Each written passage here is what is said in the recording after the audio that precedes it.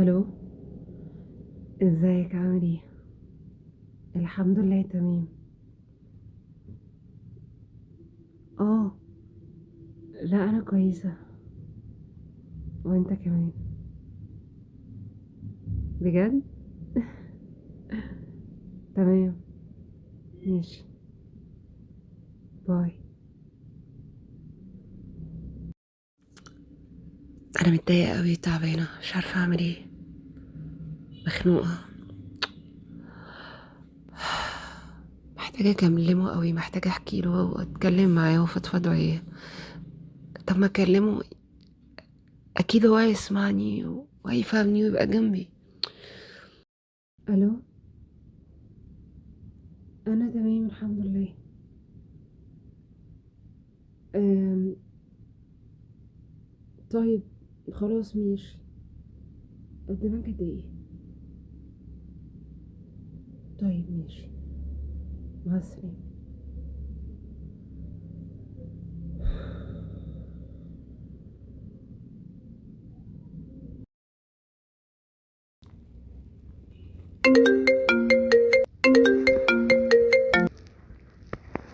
الو. ايوه. اه. لا ولا يهمك، عادي. لا مفيش. انا كويسه. لا بقيت احسن. لا مفيش حاجه. طيب ماشي اوكي. باي.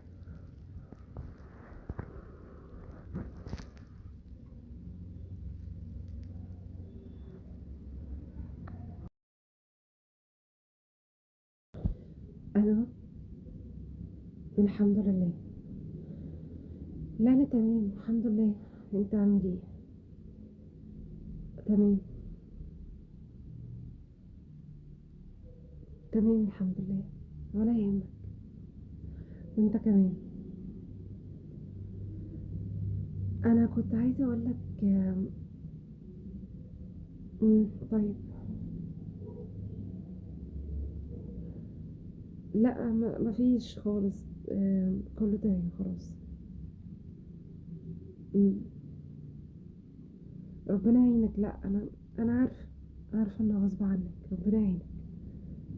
خلاص ماشي. ماشي باي.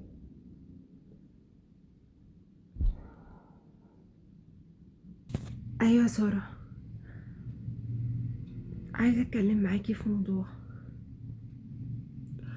ساره، انا تعبت جدا من العلاقه دي. مش عارفه، ساعات هو بيبقى كويس معايا، ساعات تانية كتير لا. زائد اكتشفت ان في حاجات هو بيخبيها عليا وبيكذب عليا فيها، وانا مش فاهمه. يعني اتكلمت معاه كتير وقلت بكره هيتغير، بس بكره ده ما بيجيش. انا تعبت، استحملت كتير، اديت له اكتر من الفرص. حتى كمان لما بكون مخنوقه المفروض ان انا الجا اليه واتكلم معاه مش بلاقيه. واحيانا حتى لما بيسمعني بحس انه مش مركز معايا، او مش عارفه.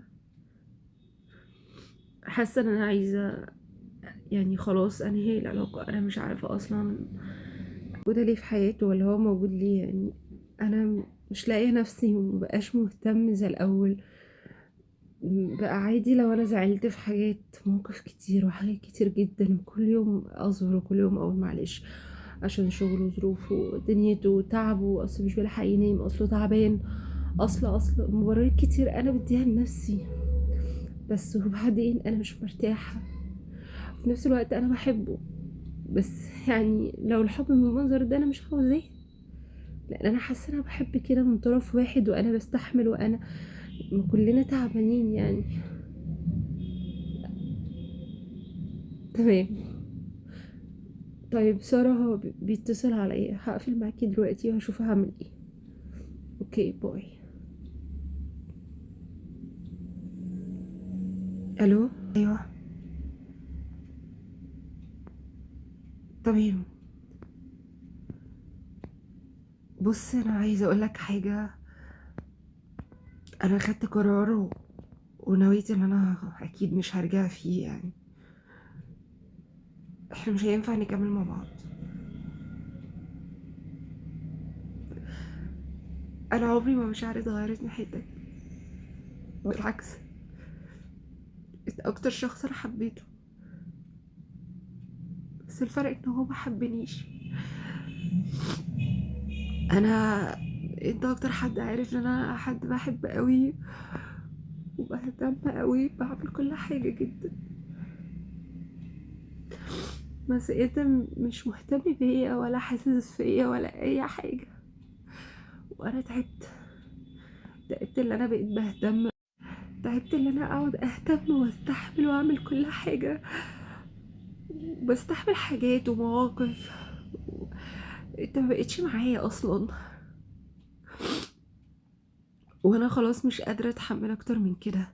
الحب مشاركة، والحب اهتمام، والحب المفروض يكون من الطرفين، وانا مش طالبة اكتر من حقي، ومش هشحت الحب ومش هشحت الاهتمام ومش هشحت ان انت تسمعني او تبقى جنبي. يعني بجد مش قادرة اكمل.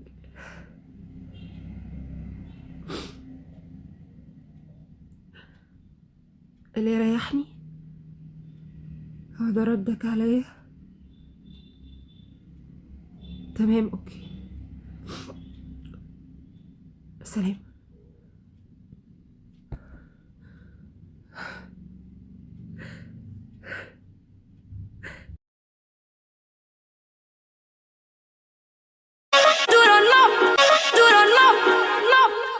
Io me tu Skissa das mundra tu Podu prabe to kai Du don't know اول حاجه متشكره قوي قوي على التعليقات والرسائل واللي اتبعتت لي على الفيسبوك وعلى كل مواقع التواصل الاجتماعي بصراحه.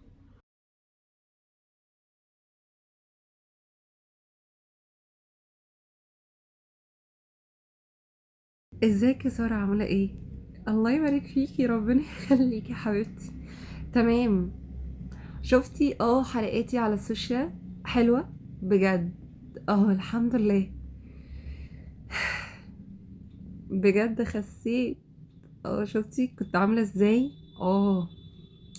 لا الحمد لله، الواحد برضو كتير كتير يعني عرف قيمته عن الاول بكتير.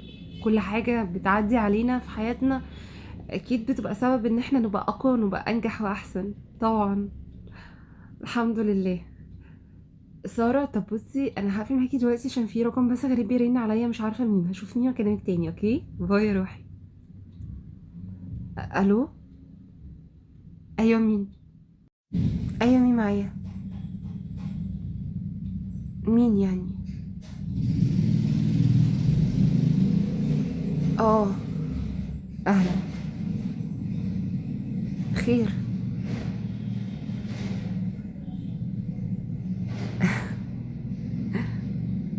عايز ترجع بعد كل السنين دي؟ عايز ترجع؟ واسف. مم. ايه اللي فكرك دلوقتي؟ عرفتي انت؟ واحنا لما بنمشي بتعرفوا قيمتنا. رأيي ايه؟ كان في خلص. اللي بيخسرني ما بيعوضنيش، اللي بيخسرني ما بيعرفش يرجعني تاني. وانا دلوقتي مش الشخصية اللي انت عرفتها، انا بقيت واحدة تانية. انا كمان حابة اشكرك جدا على فكرة، لان لولا اللي انت عملته انا ما كنتش عرفت قيمة نفسي ولا حبيت نفسي اكتر من كده، ولا بقيت انا اللي انا فيه دلوقتي، ولا وصلت اليه. ورا فعلا كل وجع وجرح وازمة في حياتنا بيبقى خير كبير، بس احنا بنبقاش كتير مش شايفينه. واكيد ربنا هيكتب لي الاحسن وهيعوضني باللي يستحقني بجد في يوم من الايام. فشكرا، شكرا بجد انك خلتني اعرف قيمة نفسي وحياتي، وشكرا لربنا انه وريك ان من غيري انت شفت حالك ازاي وعملت ايه، عشان تعرف فعلا مين اللي كان بيحبك بجد ومين اللي بيخدعك وبيكذب عليك وبيوجعك بجد. اصل الدنيا دي سبحان الله دوارة، وهي دارت عليك وشربت من نفس الكاس اللي دوقتهولي في يوم من الايام ووجعتني. سلام.